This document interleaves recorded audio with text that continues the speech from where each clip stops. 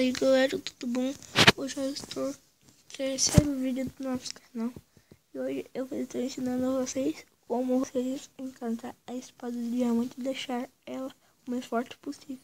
Eu vou estar deixando o nome dessa picareta na descrição do vídeo.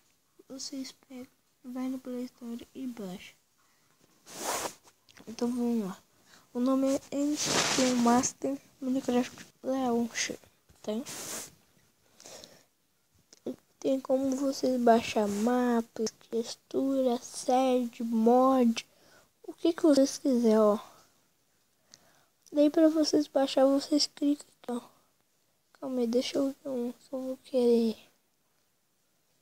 Deixa eu ver. Vou clicar em mapa.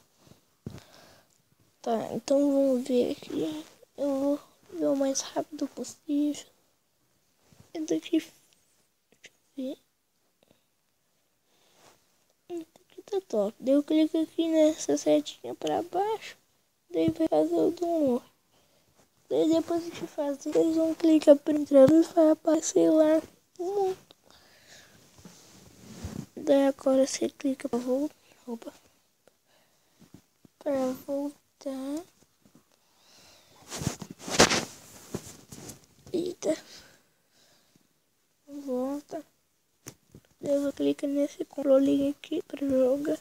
Daí vai entrar como se estivesse no Minecraft normal. Tá? Deixa eu mostrar aquele lá que eu baixei pra vocês verem. Aqui. Escape off, eu não sei o que. Ó. Eu vou aparecer aqui. Você baixa. Vamos ver o que tem. Ó, tem armadura de diamante, gente. Eita, ó. Tá, isso não vem no caso.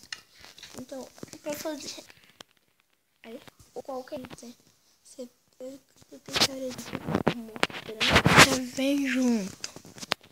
Fica. Daí você vem enchante aqui, ó. Enchante. Daí você clica aqui onde que tem essa espada. Tá? Daí você escolhe algum item. Eu vou escolher a espada.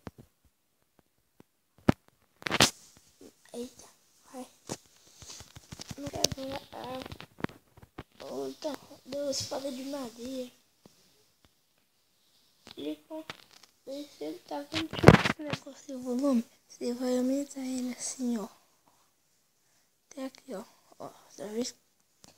Daí tu vai e bota ADD. Pronto. Daí agora tu vai ver a espada. Pra equilibrar você, equilibrar assim, pra começar assim, assim, pra expulsão sem. É simples. Então, galera, eu vou ficar com o vídeo por aqui. Se vocês quiserem estar entrando nesse